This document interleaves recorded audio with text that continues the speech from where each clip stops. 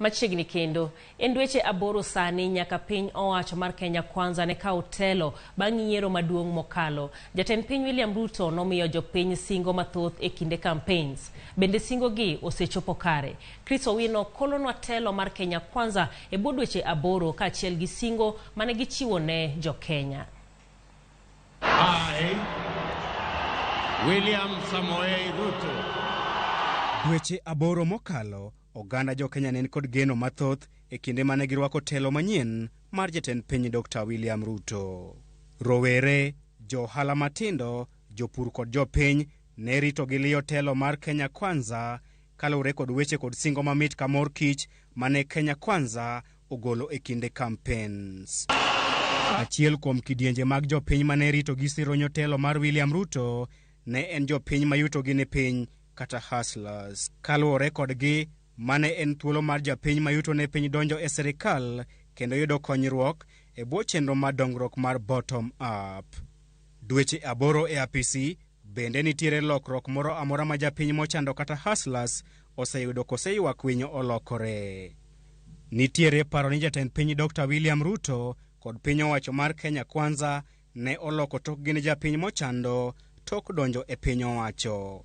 Adiera ni kanye. Wandalo mane timu mar Azimio ne giwacho ni wan team mar Azimio ne giwacho ni wan team mar dynasty. Wan wago siasa mar jomonyalo, jomosebedo gi mwandu, families mosebedo kane i power. To gin ne giwacho ni gidwa miyo joma onge nyalo power. To kanyo gikawo loch, nyiwawe samoro ka giyiero ministers, ginyalo kawo achiel kuom joma ne piny go mondo giket minister. Waneno ka gionge ngama gikawo. Onge asla achiel mani cabinet. Kanyo cha giyiero PSS onge asla. Budget mosebedo kotiyogo, sirkal obedo katiyogo ne budget mar sirkal mane nitie ya mokalo. Koro samoko mwantie ni eka waloso budget mokwongo mar Kenya Kwanza. Omiyo wana wuon kipacha en ni budget mwatimo mokwongo mar Kenya Kwanza ni bro miyo wa nyise ni to sirkal dhi timo ang'o. To dhi biro sirkal machal nade mbele ka. Gik mosetim e kinde mokalo dweche aboro chiko mokalo gin gik ma nyalo chon gin kojolo. Gik ma ibawo nikech ne ok en budget mare. Achiel kuom singo madongo mane kweth mar Kenya Kwanza kod Azimio miyo jo-Kenya kinde campaigns ne en duoko piny nengo mar ngima.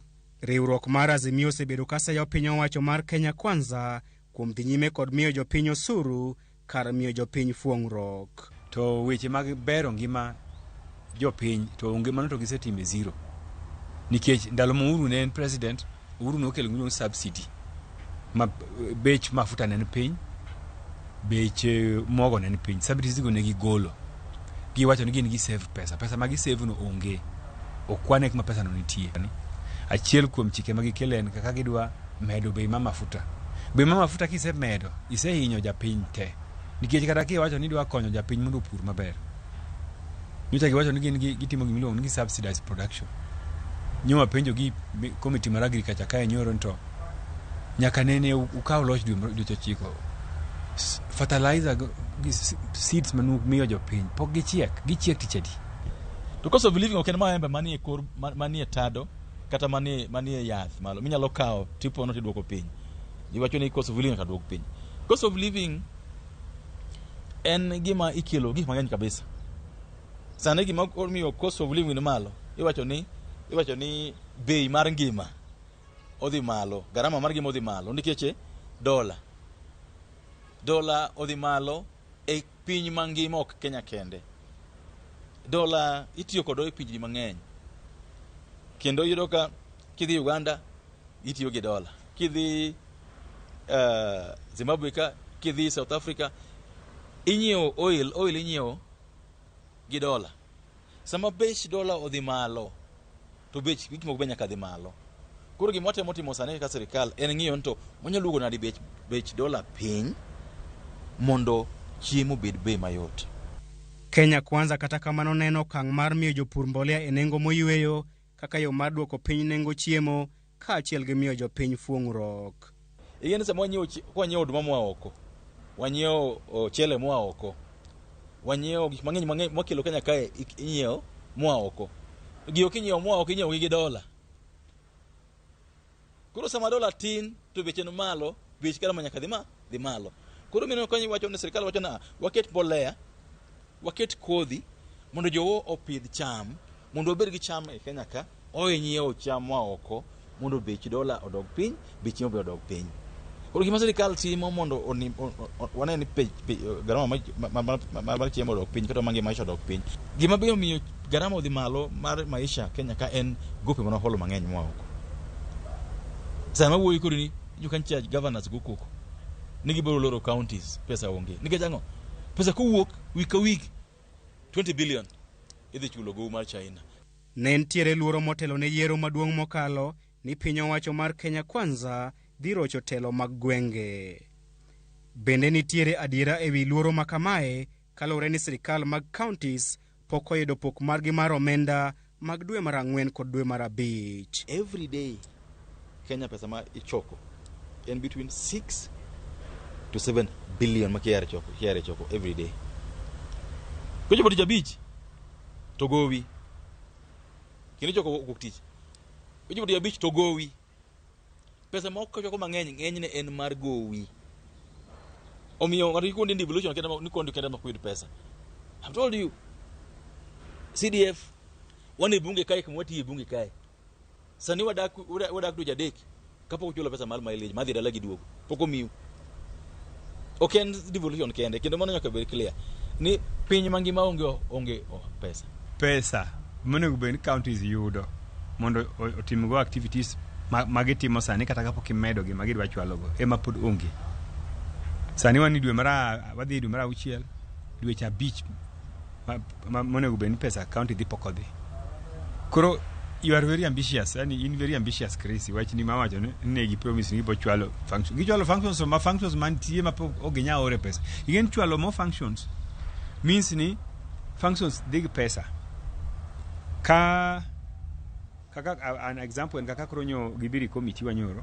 Kuom thuolo mar jumbe 3 mokalo piny owacho mar Kenya Kwanza oseyudore kama deny kuom thungo jopiny kod osuru to moloyo paro mar ng'ado atamalo 3 mag osara mag jotich e gero udi.